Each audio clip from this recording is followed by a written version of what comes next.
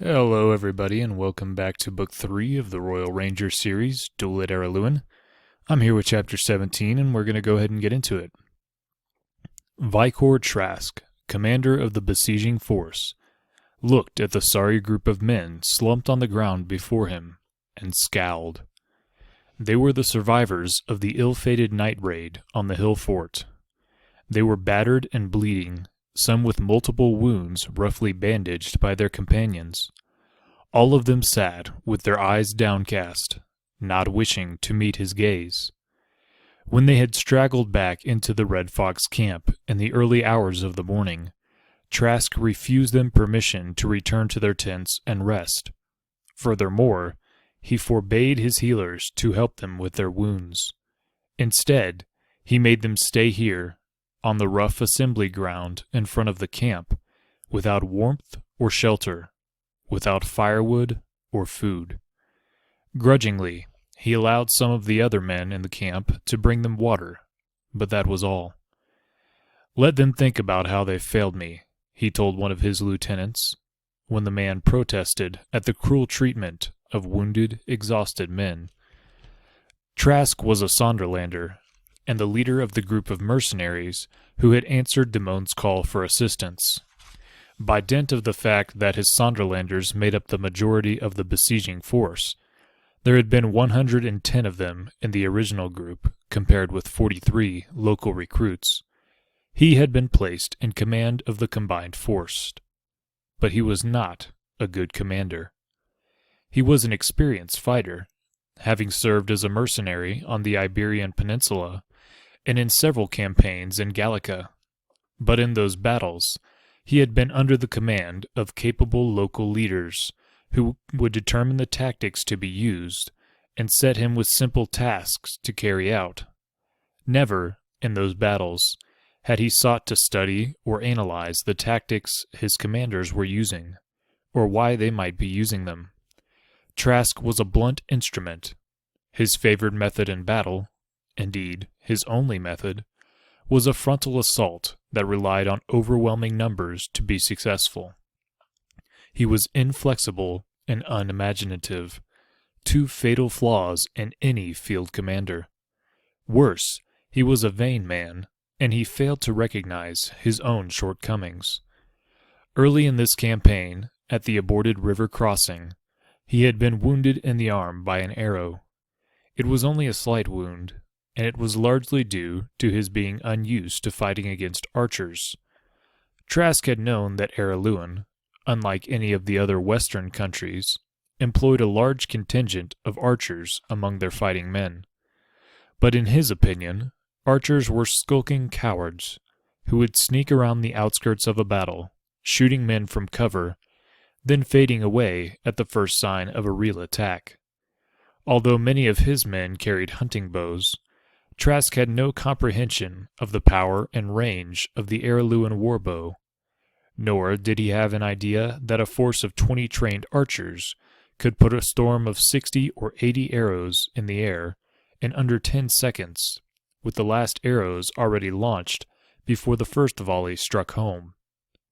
A good commander, knowing he was facing an Araluen force, might have inquired about the capacity of Araluen archers to sway a battle and devised tactics to nullify them.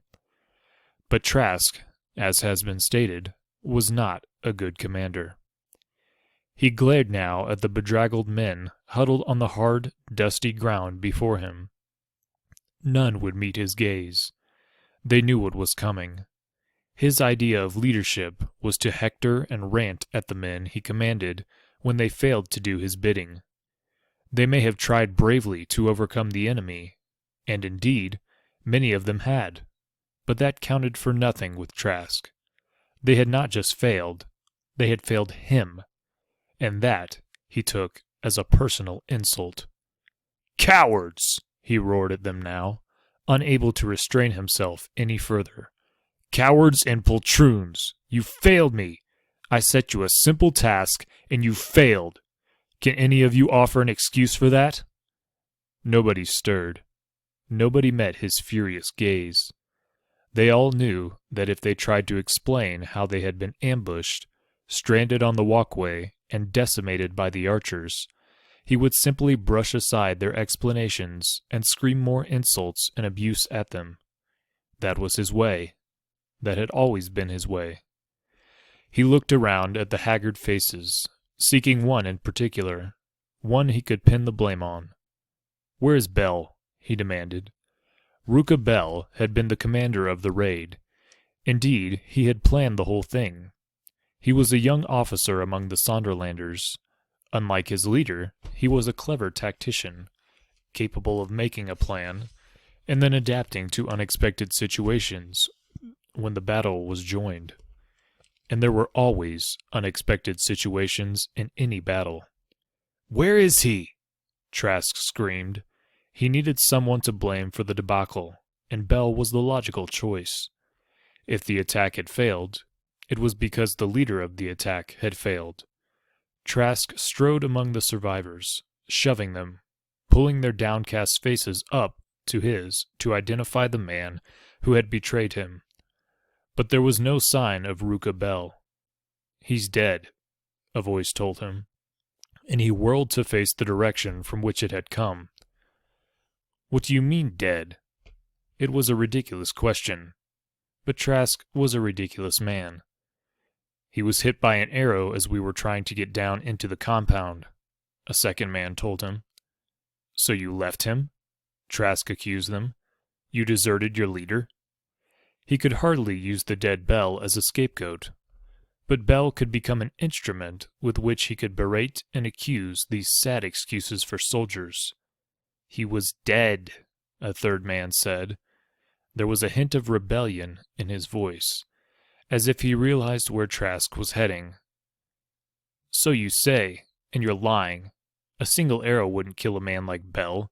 He was a true soldier, a hero, and you deserted him. You ran. You turned tail and ran, and you left your leader wounded and bleeding when you did." There was no reply. None of them would meet his gaze. He glared around at them, and as he did so, his gaze fell on one of his servants, making his way through the crouching, huddled men. The servant held up a hand to signal Trask. "What is it?" the commander asked roughly, beckoning him forward. "General, there's a flag of truce over the fort, and one of their commanders is standing outside the gate." A flag of truce? Trask felt an unexpected surge of hope. Perhaps Bell's raid, he already thought of it as Bell's raid, not his own, had caused more damage, more casualties than they had thought. If the Araluens were suing for terms, perhaps he could salvage something from this disastrous expedition. For, angry as he was, Trask could sense the mood of his men. They were dejected and morose. The fact that his treatment of them might have a lot to do with this didn't occur to him. He knew mercenaries needed victory in the field if they were to maintain their enthusiasm and commitment. But this small force of Araluen regulars had thwarted him at every turn.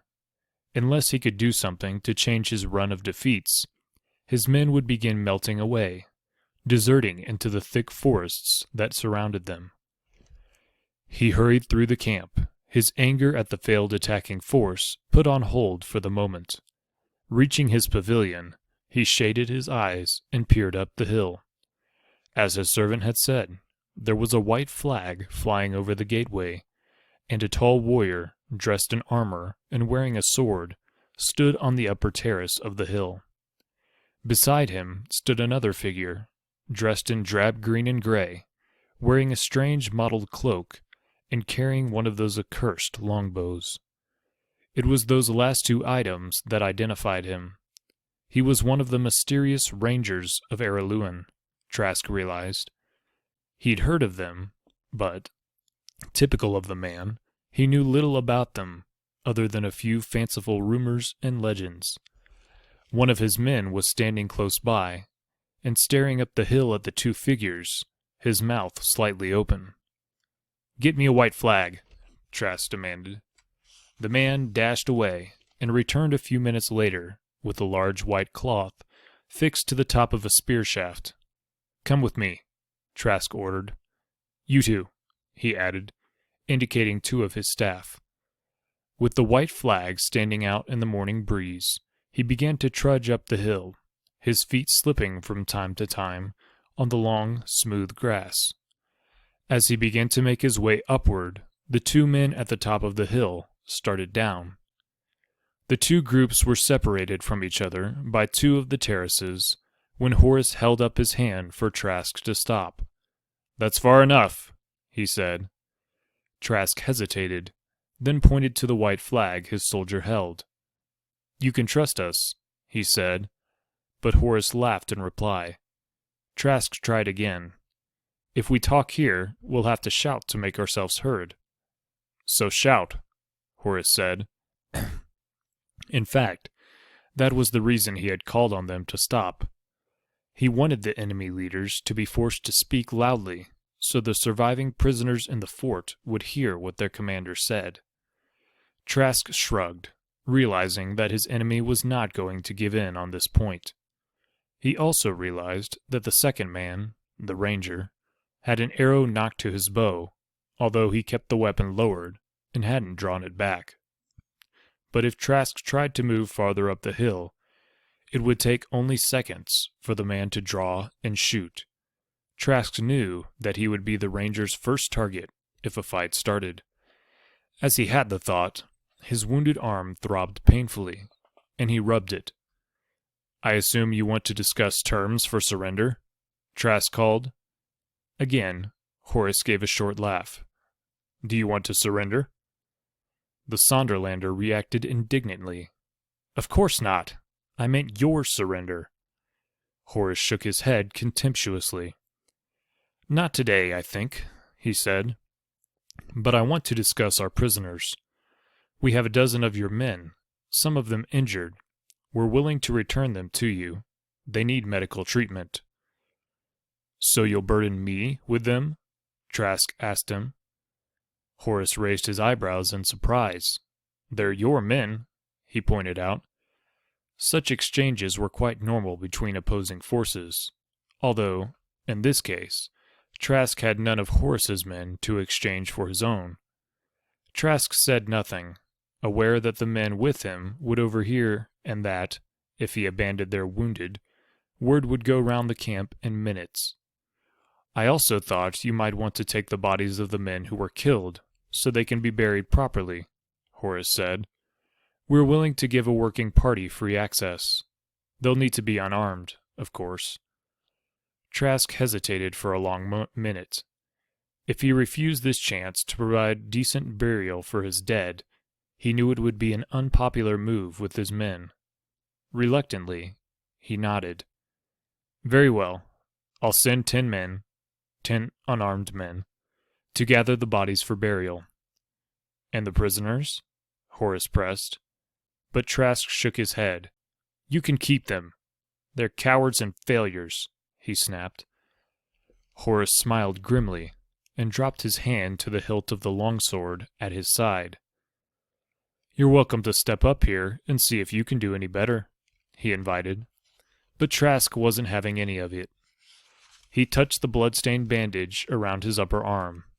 "I'm wounded," he said. "Of course you are," Horace said with a grim laugh. "Very well. 10 men, unarmed. Have them up here in an hour.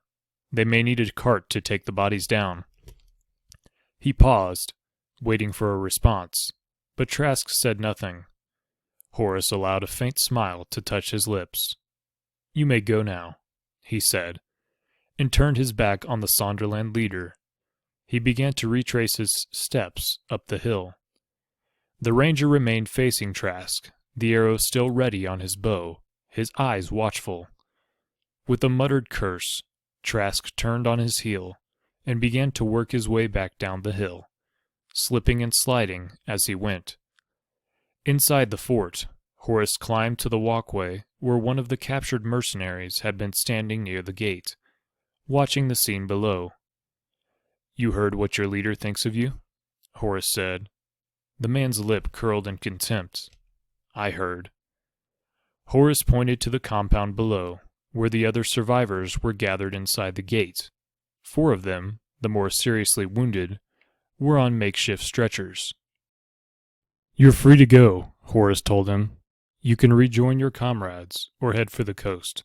It makes no difference to me."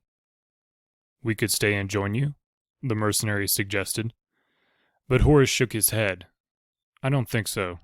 Once you turn your coat, it can become a habit. I'm not sure I could trust you." 10 minutes later, the gate opened, and the prisoners began filing down the hill, the less seriously injured carrying their comrades on the stretchers.